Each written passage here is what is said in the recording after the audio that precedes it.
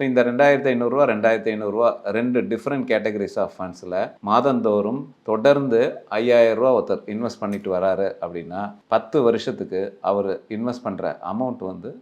6,00,000. அந்த ரூ. 6,00,000 வந்து ஒரு 10 வருஷத்துக்கு அப்புறமா அது க்ரோ ஆகி கிட்டத்தட்ட அவருக்கு கிடைக்க போகிற அமௌண்ட் வந்து ரூ. 13,400,000. இது எந்த கால்குலேஷன் அப்படின்னா, இந்த ஆம்ஃபி ரெக்கமெண்ட் பண்ணுற அந்த 15% ரிட்டர்ன்ஸ் ஒருத்தருக்கு கிடைக்குது அப்படின்னா, இந்த 6 லேக்ஸ் வந்து ஒரு 7.75 லேக்ஸ் க்ரோத்தோட சேர்த்து கிட்டத்தட்ட 13,75,000 அவரால் 10 வருஷத்துக்கு அப்புறமா அந்த தொகையை அச்சீவ் பண்ணலாம். இதே சினாரியோவில் ஏன்னா ஒரு இண்டிவிஜுவல் ஒரு 25,000 சம்பாதிக்கிறாரு அப்படின்னா வருஷந்தோறும் அவருக்கு சேலரியில் ஒரு இன்க்ரிமெண்ட்டுங்கிறது கிடைக்கிறது கிட்டத்தட்ட ஒரு 15%லேருந்து 20% கிடைக்கிறது. ஸோ 25,000 சம்பளம் வாங்குறவர் ஒரு ஆவரேஜாக ஒரு 15% இன்க்ரீஸ் கிடைக்கிறது அப்படின்னா அவரோட சேலரி வந்து 29,500 வரும். தான் வந்து ஒரு ஸ்மார்ட் இன்வெஸ்டராக ஆகணும் அப்படின்னு ஆசைப்படுறாரு அப்படின்னா அவர் அந்த கிடைக்கிற இன்க்ரிமெண்ட் அமௌண்ட்லேருந்து ஏற்கனவே இன்வெஸ்ட் பண்ணிட்டு இருக்கிற அந்த 5,000 ஒரு 10% இன்க்ரிமெண்ட்டாக கிட்டத்தட்ட ஒரு ரூ. 500 அவரோட மாதந்தோறும் இருக்கிற இன்வெஸ்ட்மெண்ட் அமௌண்ட்டை தொகையை இன்க்ரீஸ் பண்ணினார் அப்படின்னா டெஃபினட்டாக அவர் அச்சீவ் பண்ணுற கோல் வந்து